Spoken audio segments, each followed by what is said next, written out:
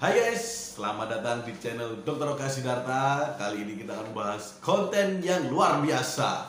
Tapi sebelumnya jangan lupa subscribe, like, dan share. Dan kita saksikan bumper dulu.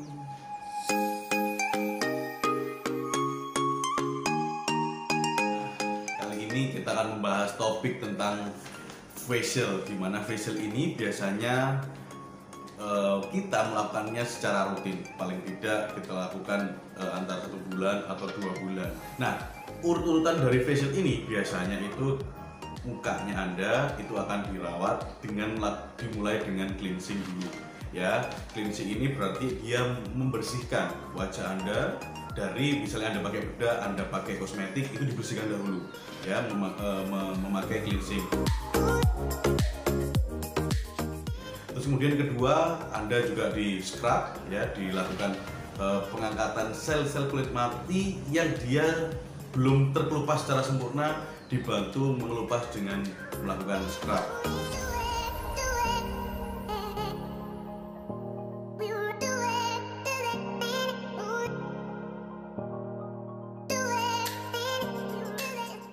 Terus kemudian sebelum kita setelah pembersihan ini, kita akan memasuki tahapan yaitu pembersihan komedo. Dimana sebelum melakukan ekstraksi komedo, biasanya beautician atau perawat dia melakukan memanasi atau memakai alat namanya vapozone. Ya, jadi vapozone ini cara kerjanya dia menguapi area wajah kita sehingga pori-pori ini dia dapat terbuka. Nah, pada saat beautician atau perawat ini dia melakukan ekstraksi atau mengeluarkan komedo, itu lebih gampang keluarnya, ya. Jadi fungsinya adalah mempermudah mengeluarkan komedo. Tapi biasanya kebanyakan orang itu pada saat ekstraksi komedo ini ada yang merasakan sakit, ada yang merasakan pedih gitu ya. Saya sarankan bagi beautician atau perawat pada saat pengerjaan ujung ekstraksinya alatnya itu jangan digeser ke kulit pasien, dan juga hindari area-area yang mudah iritasi seperti bagian kulit sini ya, atau area sekitar mulut ini ya.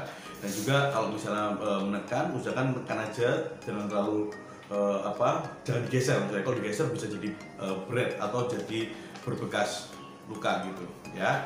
Nah, kedua, setelah Anda tadi merasakan diekstraksi itu mungkin agak sedikit sakit. Yang ketiga berikutnya itu Anda dilakukan pendinginan dulu. Jadi tadi mukanya dibuka dengan dipanaskan dengan vapozone, dengan uap yang panas sehingga pori-pori Anda membuka. Nah, yang berikutnya Anda dilakukan pendinginan, yaitu biasanya beautician atau perawat dia melakukan pendinginan di area muka Anda, entah itu memakai kapas yang dingin atau memakai alat yang bisa mendinginkan muka Anda. Nah, ada pertanyaan biasanya itu, apakah facial ini bisa membuat pori-porinya itu lebih kelihatan atau lebih lebar?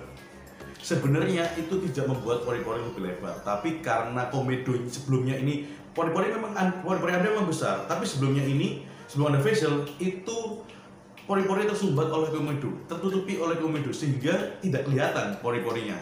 Nah, pada saat komedo dikeluarkan, makanya kelihatanlah pori-pori Anda yang sesungguhnya, bentuknya. Jadi mungkin Anda kerasanya lebih lebar, padahal sebenarnya adalah komedo Anda dikeluarkan. Nah, pada saat pendinginan ini akan fungsinya adalah untuk menutup kembali pori-porinya yang sebelumnya tadi dilebarkan dengan diuapkan yang panas, kemudian didinginkan sehingga kembali lebih kecil lagi.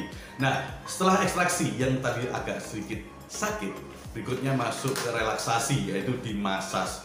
Biasanya dimasas ini fungsinya itu untuk memberikan Anda kenyamanan, relaksasi supaya peredaran darah itu kembali lancar ya. Dan biasanya kalau pasien-pasien dilakukan masas ini itu kebanyakan sampai tidur pulas ya.